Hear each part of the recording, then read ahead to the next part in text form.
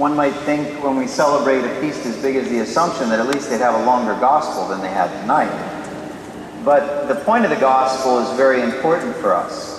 When Elizabeth greets Mary, she says, "Blessed are you." And she doesn't say, "Blessed are you because the child you're going to have. Blessed are you because Joseph didn't leave you. Blessed are you because you survive everything.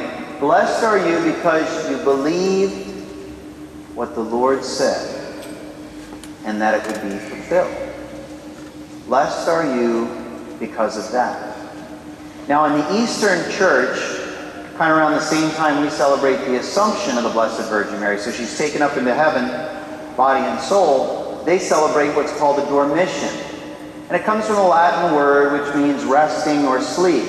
We get the word dormant or dormitory from that word. It's a resting or sleep. So why do they celebrate the sleep of Mary? Many of us like to celebrate sleep ourselves. But why do we celebrate the sleep of Mary? Why is that so important?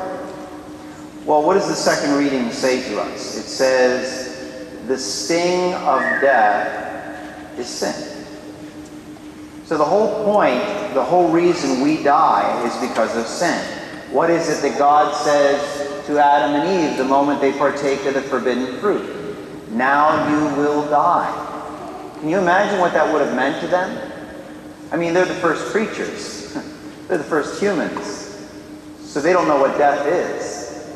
Can you imagine someone saying to you, now you will experience this, and no one has ever experienced it yet?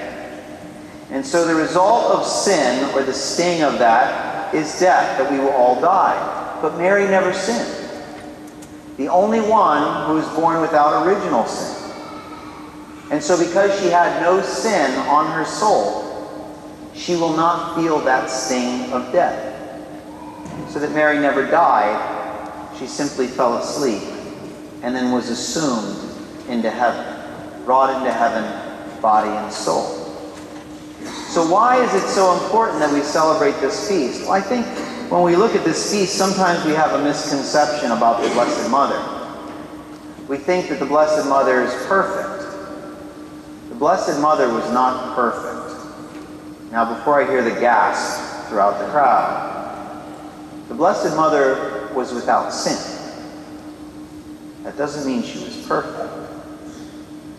You know, sometimes we look on our humanity and we use our imperfection as a justification for sin. Well, I'm human, or I'm not perfect, so I sin. Mary never sinned, but she wasn't perfect. I've often said, you know, when we talk about these characters in the Bible, we're not talking about storybook characters, where it all has a happy ending, kind of, and, you know, the Deus Ex Machina and the like. We're talking about real people with real problems. And yet, whenever we see a statue of the Blessed Mother, she looks very peaceful. She looks very open, or she's in prayer, or she just seems so much at peace. You know, we want to see the statue of her when she's frantic, or when she's kind of sad, or when she's upset. I mean, you cannot tell me in raising Jesus that she didn't make some mistakes now and then. All parents would make mistakes. She never sinned. You can't tell me that every now and then she might have been distracted and Jesus would run out in the street or something. And you can't tell me that she didn't drag him back over to the side and swat his bottom and said, "Don't you ever run out in that street."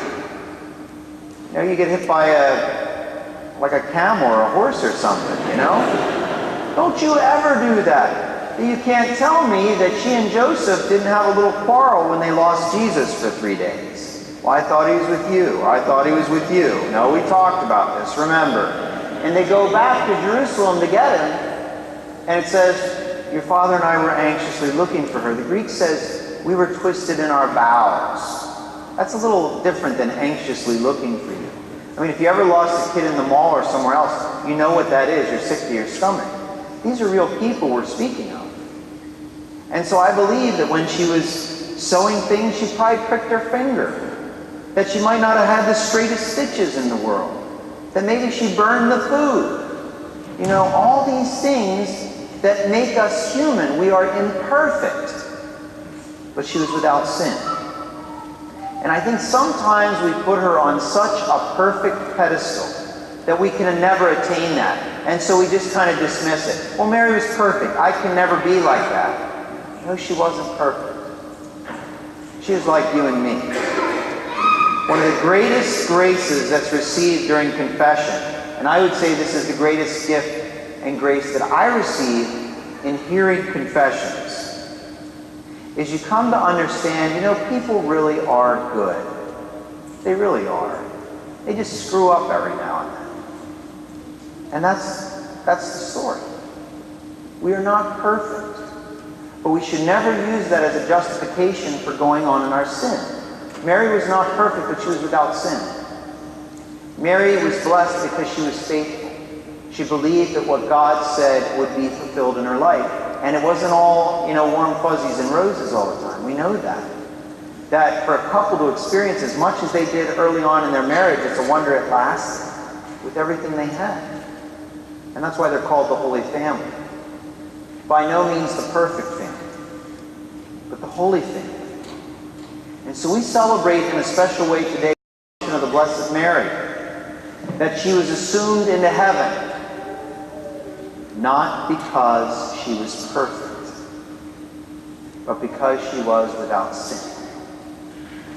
And being without sin, unlike perfection, is something that we can attempt to attain.